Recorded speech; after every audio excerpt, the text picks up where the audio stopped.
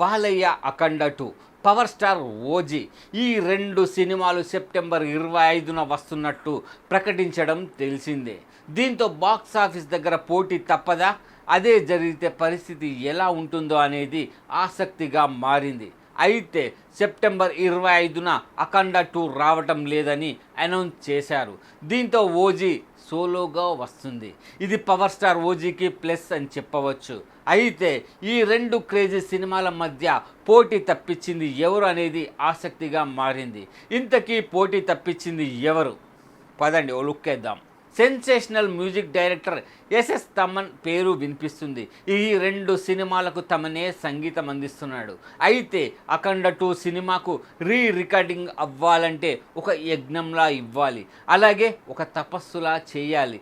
అందుచేత దీనికి టైం ఎక్కువ కావాలని స్వయంగా బాలయ్యకు చెప్పాడట. దీనికి బాలయ్య ఓకే అని చెప్పారట.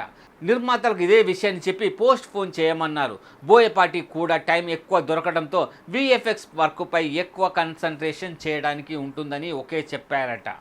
ఇప్పుడు తమన్ ఫోకస్ అంతా ఓజీ సినిమాపైనే పెట్టాడట. దీనికి కూడా అదిరిపోయే రికార్డింగ్ ఇచ్చాడని తెలుస్తుంది.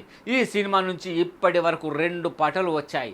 ఈ 2 పాటలు కూడా యూట్యూబ్లో రికార్డ్ వ్యూస్తో దూసుకెళ్తున్నాయి. త్వరలో మరో సాంగ్ కూడా రిలీజ్ చేయనున్నారు. మొత్తానికి తమన్ ఓజీ అఖండ 2 మధ్య పోటీ తప్పించడం వల్ల తనకు ఎంత హెల్ప్ అవుతుందో అంతకు మించి ఈ 2 సినిమాల నిర్మాతలకు కూడా హెల్ప్ అవుతుందని చెప్పొచ్చు. మరి బాక్సాఫీస్ దగ్గర ఓజీ అఖండ 2 ఎంతవరకు కలెక్ట్ చేస్తాయో, ఎలాంటి రికార్డ్ చేస్తాయో చూడాలి.